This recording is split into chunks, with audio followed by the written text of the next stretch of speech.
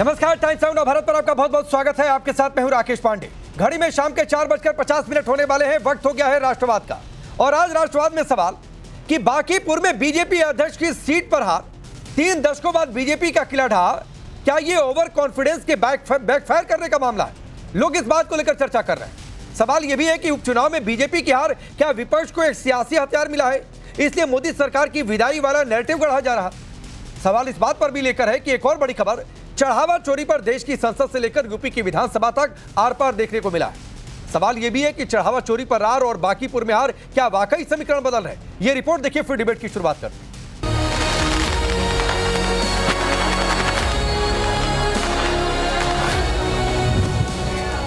देश की संसद से यूपी विधानसभा तक दानचोरी को लेकर जबरदस्त संग्राम छिड़ा है, तो वहीं देश की सियासत में बीजेपी की बांकीपुर हार सबसे बड़ा मुद्दा। विपक्ष तो ये तक कह रहा कि यहीं से बीजेपी की हार की शुरुआत हो गई है। देश ने संदेश दे दिया भाजपा को, पहला संदेश भाजपा को दिया कि साहब अब आपके जाने के दिन आ गए, अब अच्छे दिन आने वाले हैं, क्योंकि मोदी जी जाने वाले हैं। सत्ता में बदलाव वाले विपक्षी नैरेटिव की क्या जमीनी सच्चाई है, उस पर आगे बात करेंगे। लेकिन उससे पहले बात चढ़ावा चोरी मुद्दे की, जिसे लेकर पहले देश की संसद और फिर यूपी विधानसभा में जमकर हंगामा देखने को मिला।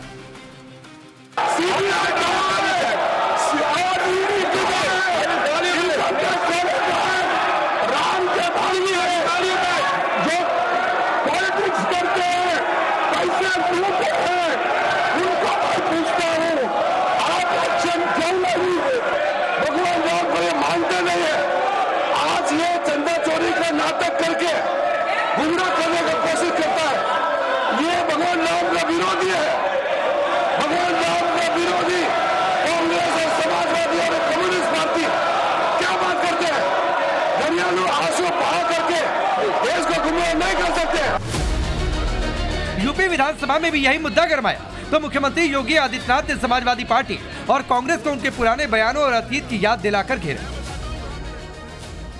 क्या ये सच नहीं कि 1990 में अयोध्या की गलियों को और सरयू की पावन धारा को रक्त रंजित करने का पाप समाजवादी पार्टी की सरकार ने किया था?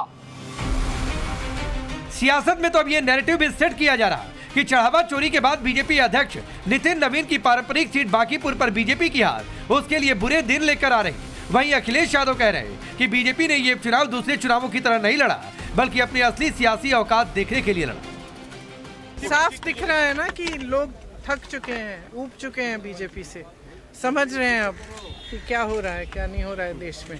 और उसके और ये या मेरे ख्याल से ये शुरुआत है। मतलब जनता के मन में आज भारतीय जनता पार्टी के बारे में विद्रोह पैदा हुआ है। उस असंतोष का ये परिणाम है। और ये तो झांकी है, 229 बाकी है। उन्होंने बिना पुलिस प्रशासन को लगा के, बिना बेईमानी किए, बिना ईवीएम पे कुछ घोटाला किए देखना चाहते थे कि कितनी नाराज़गी है उन्हें। इसलिए धोखे में मत रखो, आप भी हो ना हम धोखे में हैं। ये हार नहीं है, उन्होंने अपना तय किया है कि बिना बेईमानी के जनता कितना वोट देगी। एक और राम मंदिर के चढ़ावे पर संग्राम, दूसरी तरफ बीजेपी के गढ़ में विपक्ष का वार। लेकिन बड़ा सवाल ये कि क्या बांकीपुर की हार को पूरे देश का मूड मान लिया जाए? क्या एक सीट का नतीजा बीजेपी के खिलाफ राष्ट्रीय लहर का संकेत है? सवाल ये भी कि क्या ये वाकई बीजेपी के बुरे दिनों की शुरुआत जो विपक्ष आरोप लगा रहा, या फिर ये विपक्ष की जल्दबाजी में तैयार की गई सियासी script? Bureau report, times now Bharat. तो चलिए अपनी रिपोर्ट देखिए। मैं आपका परिचय आज के मेहमानों से करवाता हूं। शलमणि त्रिपाठी भारतीय जनता पार्टी के नेता और प्रवक्ता, धीरेन्द्र कुमार मुन्ना है एलजेपीआर के प्रवक्ता, चरण सिंह सापरा जी हमारे साथ जुड़ रहे हैं कांग्रेस पार्टी के नेता और प्रवक्ता, राजकुमार भाटी जी समाजवादी पार्टी के नेता और प्रवक्ता, और विवेक कुमार हमारे साथ जुड़ रहे हैं जन स्वराज के नेता और प्रवक्ता। आप सभी का बहुत बहुत स्वागत है। भाटी जी, मैं आपसे शुरू कर लेता हूँ, सापरा जी तब तक आ जाएं स्क्रीन पर। और सवाल पहला ये है कि एक कहावत है कि अंगूर कई बार खट्टे भी लगते हैं, इसलिए बीजेपी हार गई तो कोई नैरेटिव देना है कि बीजेपी ने जानबूझकर ईमानदारी से चुनाव करवा लिया।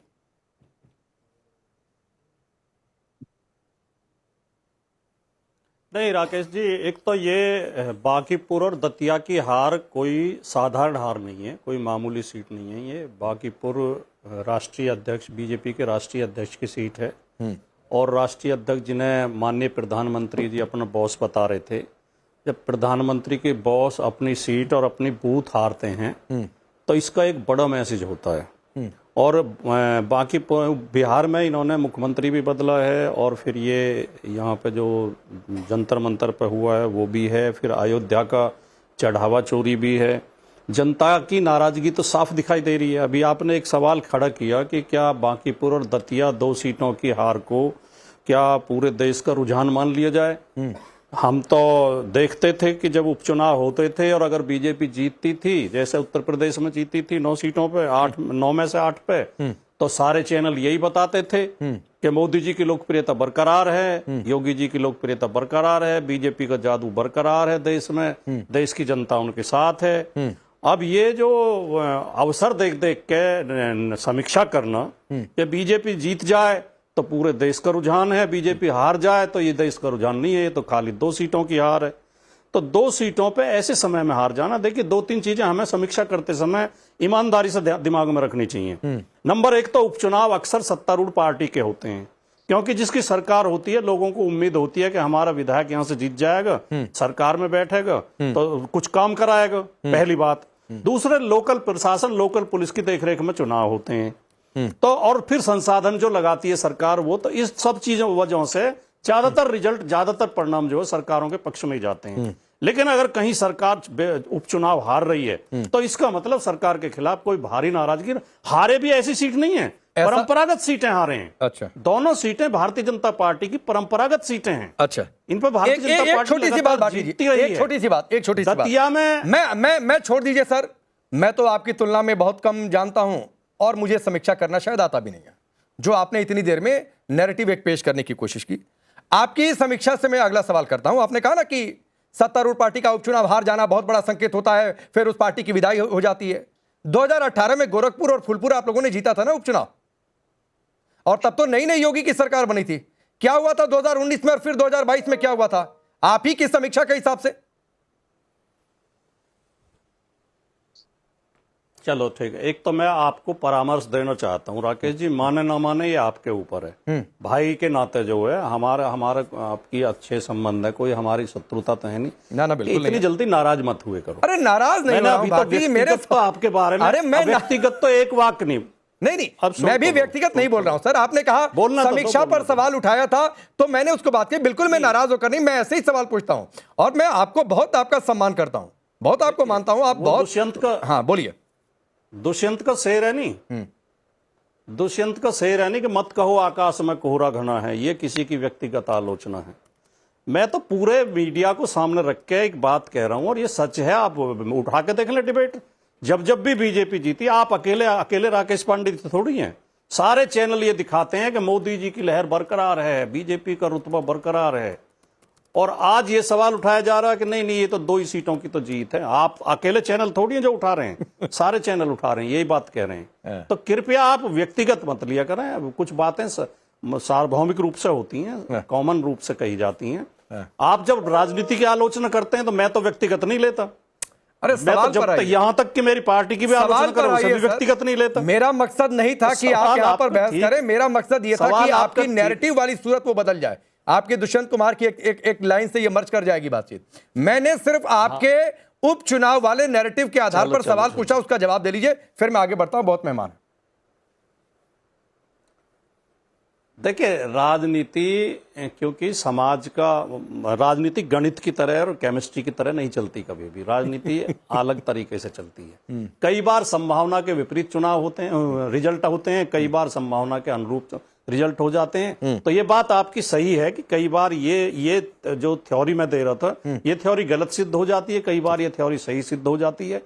तो जब महिंद्रा जी का रुतबा चल रहा था उस समय एक उपचुनाव हारी थी वो उनकी पार्टी, उस उपचुनाव से उनके खिलाफ माहौल बनना शुरू हो गया था और वो 77 आते आते इतना भारी माहौल बन गया था उनके खिलाफ कि सुपड़ा साफ हो गया था कांग्रेस का। तो ये हम तो यही उम्मीद करेंगे, अब जो बीजेपी के समर्थक है वो कहेंगे नहीं ये तो नैरेटिव खराब है, और हम विरोधी हैं क्योंकि हम तो यही अब आपने भाटी जी सही बात कही समझेंगे। भाटी जी अब आपने सही बात कही कि आप तो यही कहेंगे, बीजेपी के समर्थक यही कहेंगे। अब आपने ये बात सही है, सही हूं, आप कई बार एक और लाइन है, नाराज हो जाते हैं, मैं तो मेरे सही पैनल कहता हूं। प्रोड्यूसर ने मुझे कान में बोल दिया कि ये भी बोल दीजिए, दिल बहलाने के लिए गालिब ख्याल अच्छा है, कभी आपका ख्याल अच्छा है, कभी बीजेपी का ख्याल अच्छा है, कभी कांग्रेस का, कभी एलजेपी का ख्याल अच्छा है। सिर माथे पे नहीं ठीक है, ये भी सिर माथे पे। मैं जो है सापरा जी आता हूं, एक मिनट जरा शलम मणि जी, ये अखिलेश यादव कह रहे हैं कि आप लोगों ने ईमानदारी से चुनाव इसलिए करवाया कि नाराजगी है कि नहीं, ये टेस्ट कर रहे थे आप लोग।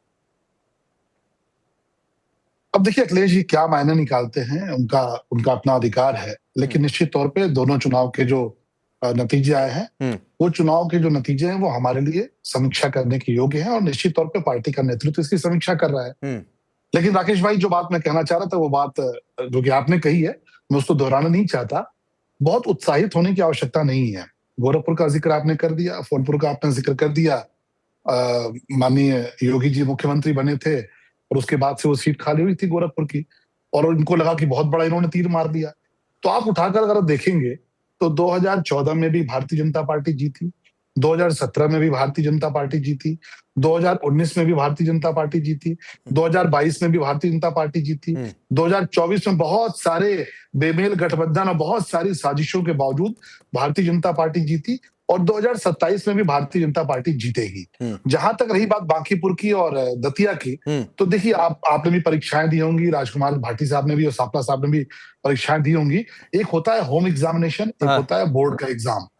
होम एग्जामिनेशन में जो हमारे एग्जामिनर होते हैं, वो कई बार थोड़ा और तैयारी मजबूत करो और शानदार करो, इसलिए कई बार नंबर काट काट के देते हैं। हमारे जो मतदाता हैं वो हमारे पूज्य एग्जामिनर हैं, वो हमारे देवतुल्य एग्जामिनर हैं, और जिन्होंने कुछ चीजों को लेकर कहा कि और तैयारी मजबूत करो और शानदार विजय दिलानी है। नहीं शलम मणि जी, मैं थोड़ा सा डिसएग्री कर रहा हूं, और इसलिए डिसएग्री कर रहा हूं, देखिए बांकीपुर से कई रिएक्शंस आए और उन रिएक्शंस में कुछ रिएक्शंस ये भी आए हैं कि कुछ बीजेपी नेता कौन से थे नहीं लोगों ने बताया कि उनका अहंकार ले डूबा। ये भी बातचीत सामने आई। हो सकता है लोकल कैडर से नाराजगी हो गई हो, लोकल जो नेता हैं उनसे नाराजगी हो गई हो।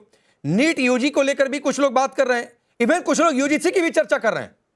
तो ये मैं नहीं मान रहा हूं, कुछ हद तक भाटी जी की बात सही कि एक क्या ये वाकई संदेश है क्या?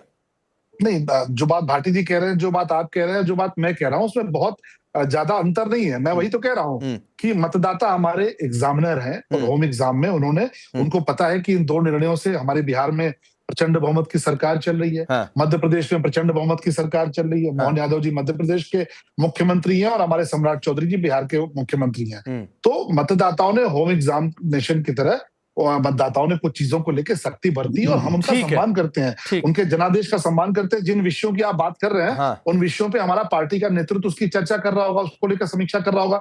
मेरी इतनी क्षमता नहीं कि मैं उनकी समीक्षा करूं, लेकिन हमारा पार्टी का जो नेतृत्व बहुत समझदार है, बहुत संवेदनशील है, और एक एक निर्णय की हम समीक्षा करते हैं। मतदाताओं का निर्णय सम्मान के योग्य है। ठीक है, अगर एग्जामिनर है मतदाता, जो कि है भी लोकतंत्र में, तो अगर ये संदेश दिया है तो ये तो वाकई बड़ा संदेश अगर आप मान रहे हैं। चलो बड़ी, लेकिन सापरा साहब, 2 उपचुनाव में बीजेपी की हार, और आप लोग ये कहने लगे कि देश ने ये संदेश दे दिया कि मोदी जी ही जाने वाले हैं। ये जल्दबाजी नहीं है?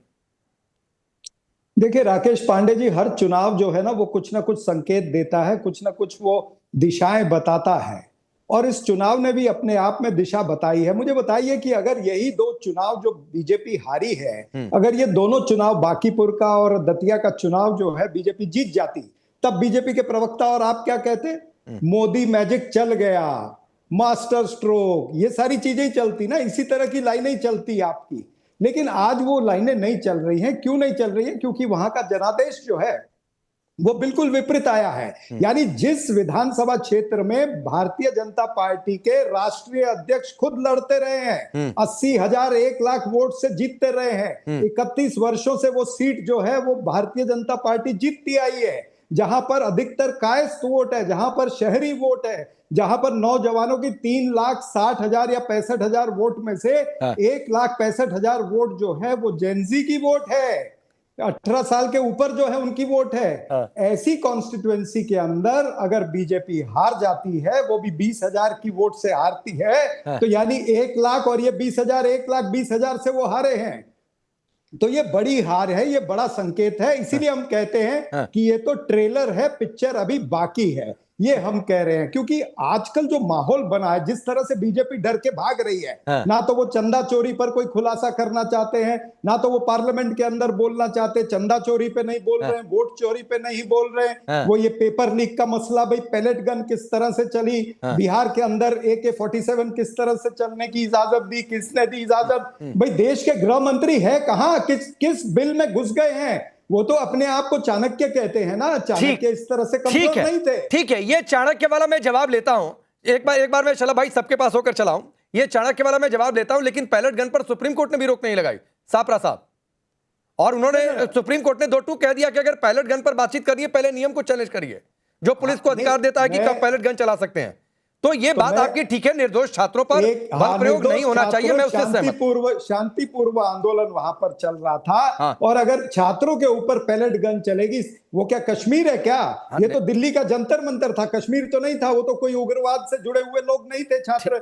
आपके नेताओं ने तो उनको दहशतगर्द कहा, उनको क्या नहीं कहा, लेकिन सापरा साहब उनको गटर जनरेशन तक कह दिया। नहीं, वो गटर जनरेशन जिसने कहा उसको इंडोर्स नहीं कर सकते हैं, लेकिन 2,500 से ज्यादा अपराधी ऐसे पहुंचे जिनका NCRB में डेटा है, तो उन पर 2,500 से ज्यादा अगर अपराधी पहुंचे तो उनको रोकने का काम किसका था? विपक्ष का था, ठीक है, पुलिस का काम था ना। ठीक है, तो पुलिस विफल रही है, इंटेलिजेंस विफल रहा है, इस देश के शाह और तानाशाह को ये समझना पड़ेगा कि वहां पर इंटेलिजेंस फेलियर हुआ है, वहां पर पुलिस का फेलियर हुआ है। ठीक है धीरेन्द्र जी, आपकी पार्टी तो बिहार में ही है और सबसे ज्यादा सक्रिय भी रहते हैं आप लोग, क्या ये जेनजी का संदेश है जो सापरा साहब कह रहे हैं? देखिए, सापरा साहब बहुत कुछ बोल रहे हैं, उनकी बातों पर मैं बाद में आऊंगा, लेकिन जब चुनाव वहां पे अगर लूज हुआ है तो इसको सिरोधार्य करते हैं। जनादेश का फैसला और सम्मान सभी को करना चाहिए। और एक बात मैं तो इतना जरूर कहूंगा कि क्या संदेश गया है, लेकिन आज EVM बड़े चैन की नींद सो रहा है, बाइज्जत बरी हुआ है। नहीं तो अगर यही ये लोग क्या कहते थे कि सारा कुछ मैनेज हो गया है, प्रशासन इनके, तंत्र इनके, आज लोकतंत्र भी मजबूत हो गया है। चुनाव के परिणाम जो भी आते हों, एक संदेश बड़ा साफ गया है कि विपक्ष को भी रचनात्मक भूमिका निभानी पड़ेगी। जो ये ट्रेडिशनल कर रहे हैं, जिस तरह से नैरेटिव चला करके, ऐसे लोगों को भी सावधान रहने का संदेश है। और विपक्ष को भी संदेश है कि आप छुट्टियां कम मनाएं और लोगों के मुद्दों को ज्यादा उठाएं, बनावटी बातों से। नहीं, कौन छुट्टियां ज्यादा मना रहा है? मैंने तो विपक्ष को आ रहा हूं सापरा साहब। नहीं, विपक्ष में कौन, नाम ले लीजिए। नहीं, विपक्ष छुट्टियां मनाता है, आपको भी पता है, हमसे क्यों बोल रहे हैं? तो मैं बताना चाह रहा हूं, मैं उत्तर देना चाहूंगा। सापरा साहब 30 सेकंड और आ रहा हूं। और बातें इन्होंने कही, जेएनजी के छात्र आंदोलन की बात की, दिल्ली कश्मीर नहीं है तो रांची कौन सा कराची है मेरे भाई? क्यों नहीं राहुल गांधी जी वहां पर चले जाते हैं या सापरा साहब वहां पर चले जाते हैं? सरकार इनकी है, एक CBI से जांच की ही तो मांग छात्र चाह रहे हैं वहां पर ये तो चुप रह जाते हैं, नहीं बोलते हैं। तो ये अलग अलग भाव छात्रों के प्रति क्यों? ठीक है, मैं ये जवाब ले लेता हूं, फिर मैं विवेक जी के पास जाऊंगा। सापरा साहब, मैं उसमें एक चीज ऐड कर देता हूं। ये बात तो सही है कि रांची को लेकर आप लोग खामोश हैं, तो खामोशी क्यों है? राहुल गांधी ने थोड़ी देर पहले एक सोशल मीडिया पर लिखा है कि प्रधानमंत्री ने जो माफ किया, भारत के भविष्य को माफ करने का हक किसने दिया? उन्होंने तो गाली देने वाले बच्चों को माफ करने की बात की, उसको पूरे छात्रों से क्यों जोड़ दिया? देखिए, ऐसा है, जिस तरह से भारत के प्रधानमंत्री पिछले 2 हफ्तों से जिस तरह से वो पेश आ रहे हैं, यानी ये बिल्कुल अजीब परिस्थिति हो गई है कि प्रधानमंत्री और अमित शाह ये दोनों नदारद हैं, पार्लियामेंट से गायब है दोनों। ये क्या कर रहे हैं? वो भाई पार्लियामेंट में नहीं आएंगे, वहां पर रील बनाएंगे।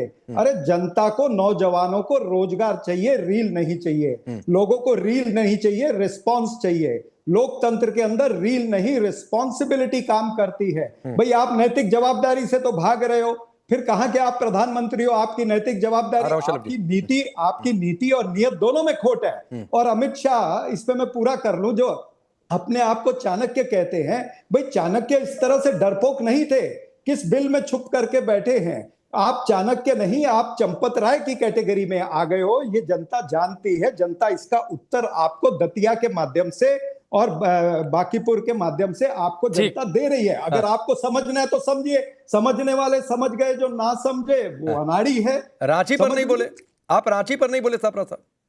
नहीं, मैं देखिए, मैं ये कहता हूं कि अगर कहीं कुछ गलत होगा तो गलत होगा तो उसका तहकीकात होनी चाहिए। और रांची में तो हमारे से बड़ी तो जेएमएम है ना, कांग्रेस पार्टी तो साथ में एक छोटा पार्टनर है, तो सवाल ज्यादा कांग्रेस पार्टी से नहीं होने चाहिए। ठीक है, हमारी संयुक्त सरकार है, हाँ। वहां पर भी इन्वेस्टिगेशन चल रही है, उस इन्वेस्टिगेशन में क्या होगा आपके सामने दूध अच्छा, से दूध नहीं पानी ठीक का है, पानी अब होगा। शलभ मणि जवाब देंगे। सर वहां पर इन्वेस्टिगेशन चल रही है, दिल्ली में आंदोलन चल रहा था, आंदोलन वहां पर भी चल रहा है, वहां इस्तीफा नहीं हो रहा है, 6 तारीख को विधानसभा मार्च है, देखते हैं क्या होता है। शलभ मणि एक इनका जवाब दीजिए, बार बार अमित शाह का नाम लेकर कि जवाब नहीं दे रहे हैं। अब सापरा साहब को ये 2 शब्द बड़े बड़े पसंद हैं, गायब और लापता। मजबूरी भी है, इनके एक नेता हैं जो बीच बीच में गायब होते हैं, बीच बीच में लापता होते हैं, और उसके बाद विदेशों से उनकी तस्वीरें आती हैं, न जाने किसके किसके साथ आती हैं, किन किन परिस्थितियों में आती हैं। वो तो देश जानता है कि जब भी यहाँ देश किसी चुनौती में होता है तो इनके नेता गायब हो जाते हैं और गायब होकर विदेश में पहुंच जाते हैं, और तस्वीरें वहां से ऐसी ऐसी आती हैं कि हम लोग उसका बयान भी टेलीविजन पे नहीं कर सकते। तो सापरा साहब की मजबूरी हम समझते हैं। इनकी डिक्शनरी में 2 शब्द बहुत है, गायब और लापता। सापरा साहब, अमित शाह जी भी वहीं पर हैं, मोदी जी भी वहीं पर हैं, और आज उत्तर प्रदेश की विधानसभा में योगी जी भी जवाब देने के लिए जब जा रहे थे तो आपके लोग जवाब सुनना नहीं चाहते। आपने जो अराजकता की है उसको पूरा देश देख रहा है। आप एक हिस्ट्री शीटर जो 40 मुकदमों से, जिसके ऊपर 40 से ज्यादा मुकदमे हैं, उसको आप भगवा चोला पहनाकर राहुल गांधी बैठाते हैं और राहुल गांधी उसको अपने जूतों में लिटाते हैं। ये देश ने देखा पार्लियामेंट के बाहर। आप राम मंदिर की घटना के मुद्दे को उठा सकते हैं, हम कह रहे हैं आपको उठाने का अधिकार है।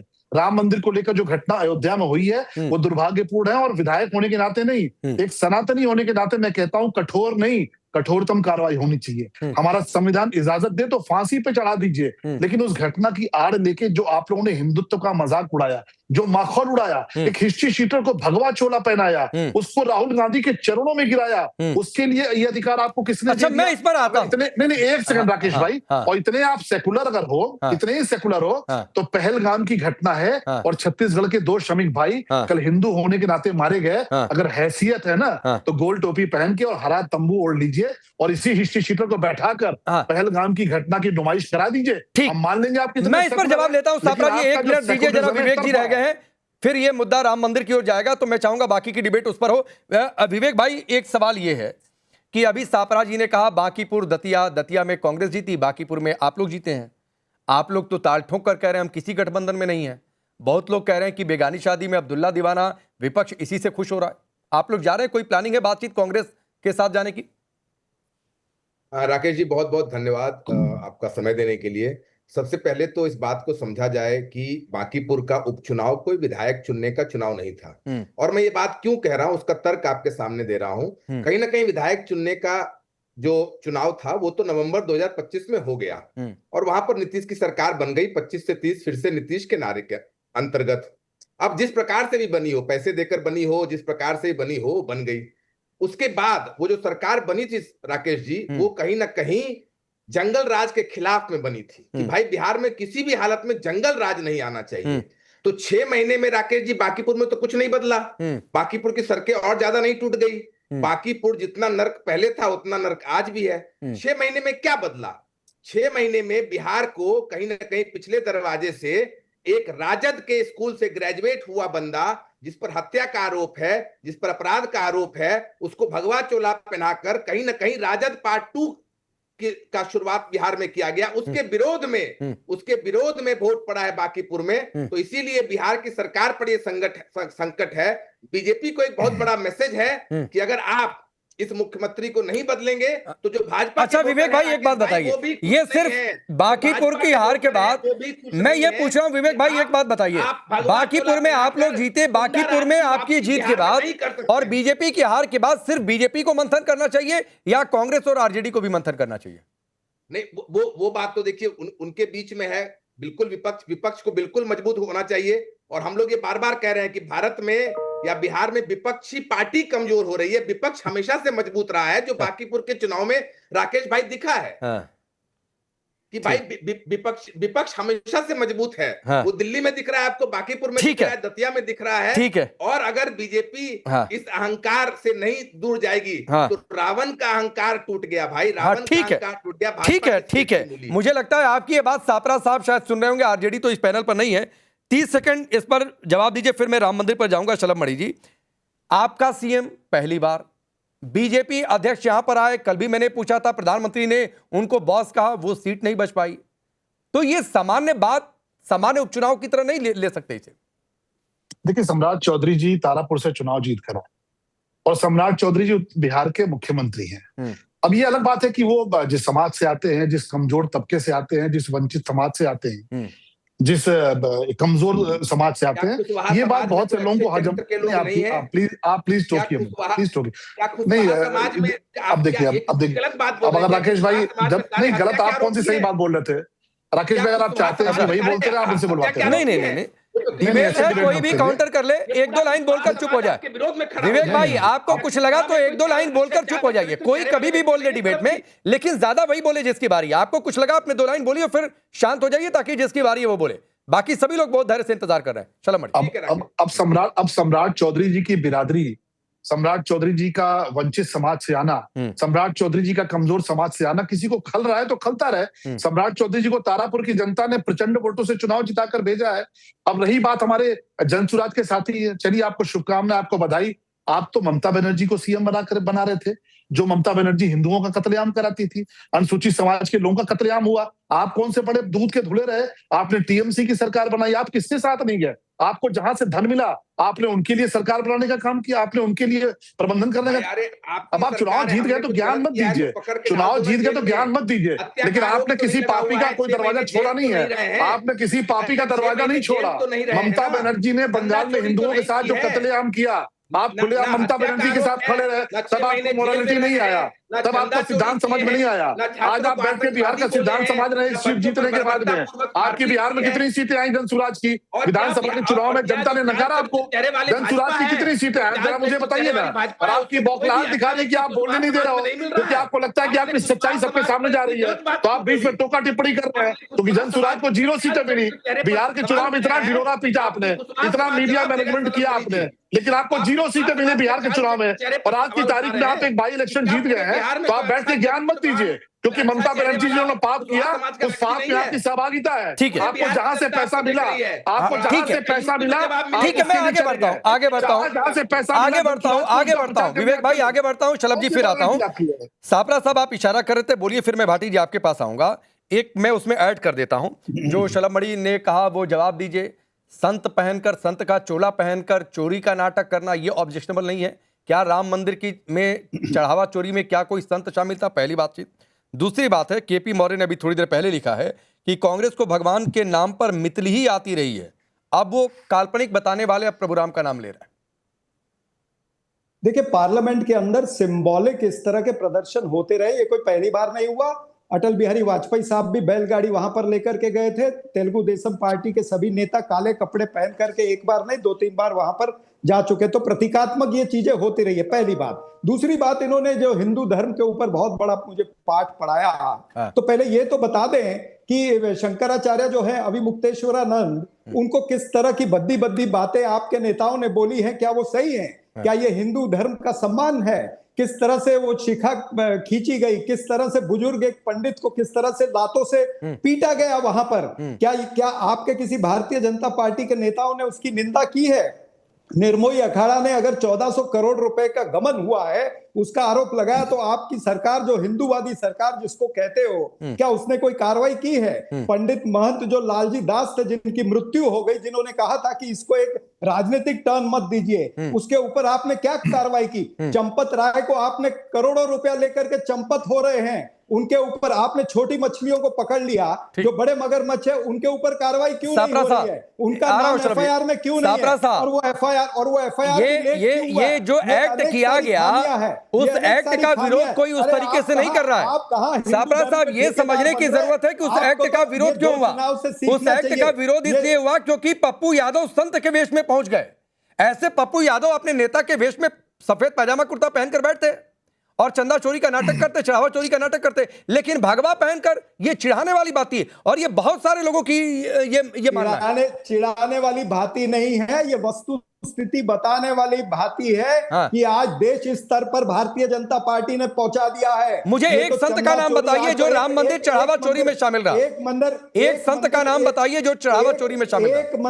एक मंदिर का ये खुलासा हो रहा है। ऐसे कितने सारे क्या केदारनाथ जी के यहाँ पर गड़बड़ हो रही है वो नहीं आ रहा है? क्या बद्रीनाथ जी के यहाँ पर, सिद्धि विनायक मंदिर के यहाँ पर गड़बड़ हो रही है? क्या ये सारी चीजें नहीं आ रही है? ये सभी राज्यों के अंदर भारतीय जनता पार्टी शासित सरकार है ना, क्या कर रही है? क्यों नहीं तहकीकात कर रही? क्यों नहीं सीआईडी इंक्वायरी? क्यों नहीं सीबीआई? एक तो बद्रीनाथ की बात है, केदारनाथ की नहीं। शलम आप बोलिए, फिर मैं भाटी जी और धीरेन्द्र जी के पास जाऊंगा। देखिए, राहुल गांधी ने पूरी स्क्रिप्ट लिखी और राहुल गांधी ने स्क्रिप्ट लिख के 40 मुकदमों के हिस्ट्री शीटर पप्पू यादव को भगवा पहनाया और अपने चरणों में गिराया। देखिए, उनके जूते छू रहे हैं, मतलब उनके जूते चाट रहे हैं।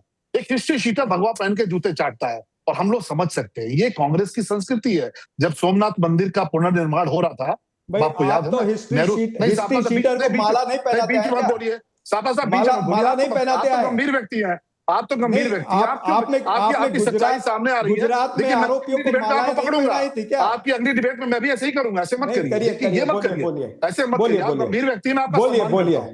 लेकिन सोमनाथ मंदिर का जब राकेश भाई पुनर्निर्माण हो रहा था तो नेहरू जी को पीड़ा हुई थी।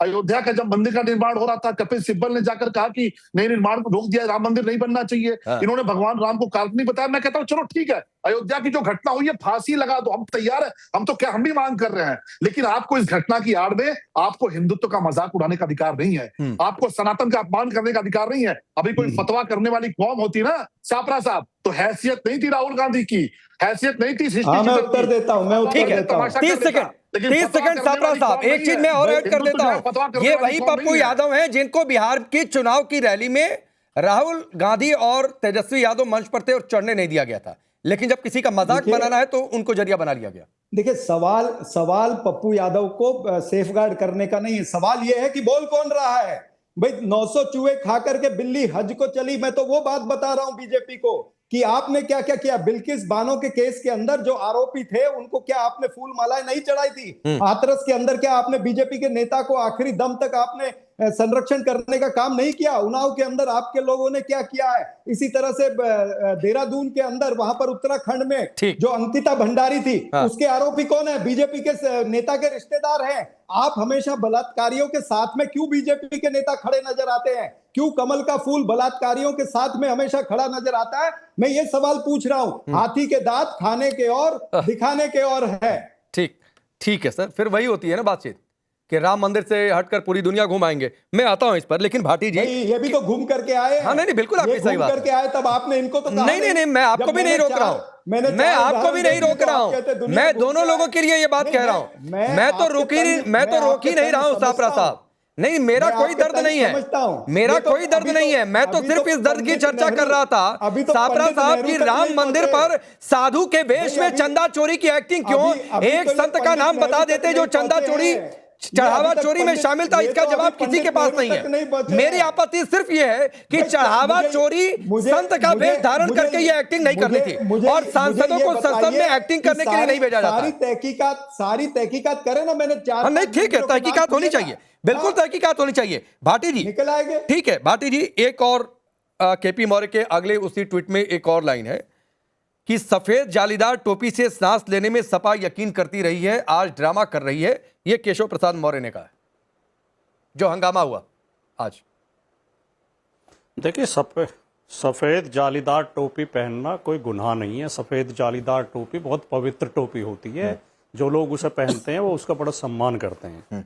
हमारे भी कुछ प्रतीक होते हैं, हर व्यक्ति के प्रतीक होते हैं। मैंने ये गमछा डाल रखा अपने गले में, ये मेरी पार्टी का सिंबल है। और जो कुछ लोग भगवा धारण करते हैं, कुछ सफेद धारण करते हैं, कुछ केसरिया धारण करते हैं, कुछ नीला धारण करते हैं। तो इस तरह दूसरे के प्रतीकों पे इस तरह की अपमानजनक टिप्पणी नहीं करनी। सहमत। आपने एक सवाल कई बार उठाया, छोटी सी बात भाटी जी, माफी के साथ छोटी सी बात आपको रोक शामिल था। माफी के साथ छोटी सी बात आपने कहा, बिल्कुल मैं आपकी इस बात से सहमत हूं। सबके अपने प्रतीक हैं और किसी भी प्रतीक पर सवाल नहीं उठाना चाहिए। तो क्या पप्पू यादव ने संत के वेश में चढ़ावा चोरी की एक्टिंग करके उस भगवा प्रतीक का अपमान किया या नहीं? इसका जवाब देकर अपनी बात पूरी कर लीजिए। नहीं, मैं अपने आप ही इसी बात पे आ रहा था। मैं आपके बिना पूछे इसी सवाल पे आ रहा था। आपने कई बार ये सवाल उठाया कि चढ़ावा चोरी में कौन सा संत शामिल था। तो पहली बात तो जो चढ़ावा चोरी में शामिल होगा वो संत हो ही नहीं सकता। जो संत है वो किसी चोरी चकारी में, धोखाधड़ी में, हिंसा में शामिल हो ही नहीं सकता। संत होता है चरित्र से, व्यवहार से, वाणी से। संत तो बहुत पूजनीय होते हैं, बहुत महात्मा होते हैं, लेकिन चढ़ावा चोरी में जो लोग शामिल हैं उनमें से कई लोग संत का वेश धारण करते थे, कई लोग भगवा पहनते थे। इस बात को आप छिपाने का प्रयास कर रहे हैं। अनिल मिश्रा और ये चंपत राय और वो जो टिन्नू यादव, तीनों के तीनों भगवा वेश धारण करते थे, तीनों भगवा कपड़े पहनते थे। उनके फोटो सोशल मीडिया पे आपको मिल जाएंगे। तो इस तरह का बचाव मत करिए आप संत के उसमें भगवा नहीं पहनते। जरा धीरेन्द्र जी को भी लाइए, मैं आता हूं शलभ जी। पप्पू यादव ने आप तो बहुत सीनियर व्यक्ति हैं, एक्टिंग की है। आप अपनी पार्टी के महासचिव राम गोपाल यादव जी के बयान को याद कर लीजिए। 2 वाक्य और बोल दूं। हाँ बोल लीजिए। राम गोपाल यादव जी के बयान को याद कर लिए, जिन्होंने कहा कि ये पप्पू यादव को भगवा पहन के नहीं आना चाहिए था, ये गलत हुआ जो भी हुआ। अरे आप तो कह रहे हो राम गोपाल जी को याद कर लो, मैं तो खुद ही कहने वाला था, बीच में तो आप टोक देते हैं।